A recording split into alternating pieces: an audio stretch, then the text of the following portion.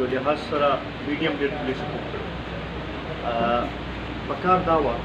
چې دوی نورم میډیا ته توجه ورکړې. میډیا ګناه صرف دا ده چې هغوی حقیقت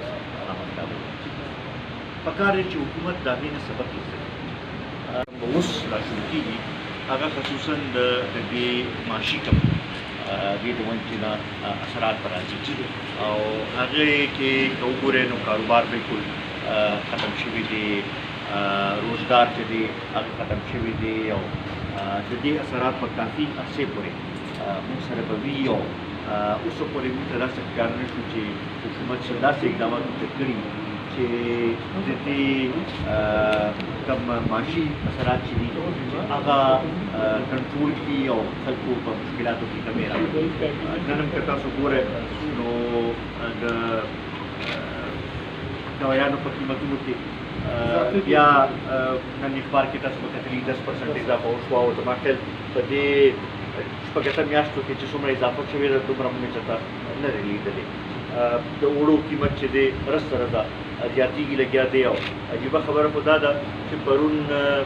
د وفاقي وزیر په اسمبلی کې بیان ورکوي او چېرې دا قیمتونه چې زیاتېږي لګیا دي نو دا یو عجوبه ده. اوس وفاقي وزیر چې داسې قسمه خبرې کوي نو د هغې نه به څه تاسو اندازه ولګوئ. دا به د حکومت کار دی چې هغوی د امپلیمنټ کړي او هغوی د پالیسي جوړ کړي او پلانینګ وکړي او که داسې کوم که شارټېج دی که څه دغه دی دغې سره سره که تاسو وګورئ نو باقي هم موږ څه دغه ښکار نه شو. شروع کې دوی د احساس پروګرام هغه دغه وکړو هغه هم که تاسو وګورئ نو چاهکدار ته هغې شانتې نه دی میلاو شوي او څه داسې څه دغه مو نه شو چې د هغې د وجې نه موږ ووایو چې یاره واقعي د خلکو مدد وکړی شو. یو لحاظ سره خلک یې خپل اپنی مدد آپ ته پرېښو او حکومت چې دی هغه بلکل اپسنټ شو په دې وبا دوران کې. هسې هم که وګورئ پالیسي وایز هم د ګورنمنټ هغه ریټ رخداري ده. اندازه تاسو دې نه واخلئ چې پټرول قیمت د حکومت ارزان موجود وي او د هغې نو دغې نه دا اندازه کېږي چې د دې حکومت وجود چې دی هغه موجود نه دی. د حکومت یا د پالیسیز په ذریعې یا د امپلیمنټیشن په ذریعې یو حکومت موجود دی خو دلته کې موږ ته دغه شی کې هېڅ قسمه دغه نه ښکاري. بل خوا ته چې موږ وګورو نو د صوبایي حکومت وګورو نو زموږ صوبه مخکې د پرېشانۍ ښکار شوې ده بیا د هغې نه پس ته دا اوس دا وبا راغله د دې دلته کې ډېر لوی دغه شوي دي. دې لپاره ضرورت و چې صوبایي حکومت د صوبایي خودمختارۍ او د صوبایي حقوقو لپاره صحیح اواز اوچت کړی و. اول خو چې کله دا حکومت راغلی دی نو د 18 ترمیم خلاف کله خبرې کېږي کله د NFC اوارډ خلاف خبرې کېږي نو دغه هم داسې ښکاري چې د ورکوټي صوبو طرف ته دوی توجه نشته او هغې کې د ورکوټي صوبو کې احساس محرومیه کې اضافه کېږي لګیا ده. اوس که تاسو وګورئ نو پرون دا اخبار کې دغه و چې د نپرا چې کوم نوی پلان جوړ شوی دی په هغې کې زموږ د صوبې منصوبې شامل نه کړی دي. دا صرف خالي صوبې کې منصوبې نه شاملول چې دی یعنې دا مطلب دی چې کومې پیسې موږ د صوبې د وسایلو نه استعمالوو د بجلۍ منصوبې جوړولو لپاره هغه منصوبې به نپرا اخلي خپل نیشنل ګریډ کې شاملولو لپاره او د هغې به دا وي چې خلکو ته به بجلي پوره هغه شانتې نشي میلاوېدی او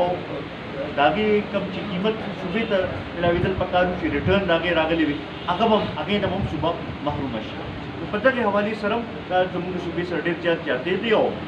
دا عجیبه خبره چې وزیر اعلی صاحب وایي چې یو ځل ما خبره اوچته کړه ما ته یقینداني میلاو شوه خو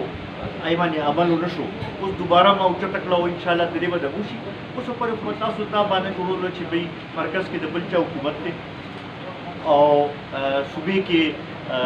ته هغوی هغه شانتې وسایل نه ورکوي. اوس خو مرکز کې هم ستاسو حکومت دی نو اوس څوک دي رکاوټ موږ ته دغه تاسو وښایئ. بیا د NFC او پر همدغسې به روان وي. د دې وخت دا ضرورت دی چې اپوزیشن مثبت او یو فعال کردار چې دی هغه ادا کړي او د عوامو صحیح نمایندګي چې کله دا څه ته چې زه به ورته ووایم چې امپوز ډیموکراسي یا امپوز اسمبلیز چې راشي نو هغې وخت کې بیا د اپوزیشن نور هم کردار دغه کېږي چې هغه د عوامو صحیح نمایندګي ادا کړي او خاص کر د اسمبلی نه بهر پکار دی چې ټولې پارټۍ را یوځای شي او د ملکي مفاد د عوامو مفاد باندې هغوی یو تحریک دی چې دی هغه وچلوي او په دغې حوالې سره زموږ د صوبې په حوالې سره چې کوم دغه دي موږ مخکې PPCs کړي دي اوس به په دې مختلفو ایشوز باندې موږ به ټولې پارټۍ را جمع کوو به او په دې باندې به یو مشترکه موقف چې دی هغه به اختیاروو به او خپل کردار به ادا کوو پارټۍ په حوالې سره زه دا غواړم چې د قومي وطن پارټۍ توجه چې دغه په صوابۍ باندې راشي موږ دا ګڼو چې صوابۍ کې زموږ سره ډېر ښه ملګري دي او موږ لپاره یو ډېر ښه چانس شته ملګرو ته به زما دا پیغام وي چې هغوی دې متحرک شي ځان دې نور منظم کړي او خلکو ته دې ځان ورسوي دا موقع ده چې موږ دلته پارټي نور هم مضبوطه کړو او فعال کردار دې ادا کړو او خاص کر د صوابۍ چې کوم مسایل دي په هغې باندې پکار ده چې دوی دې بار بار احتجاجونه کوي د خلکو د عوامو اواز دی چې دی هغه دې جوړ شي د صوابۍ خلکو ته زموږ دغه درخواست دی دا ورته زموږ دغه دی چې که نور څوک ستاسو تپوس کوي او که نه کوي قومي وطن پارټي به تاسو لپاره اواز اوچتوي به او په هره موقع باندې به د صوابۍ خلکو سره ولاړ وي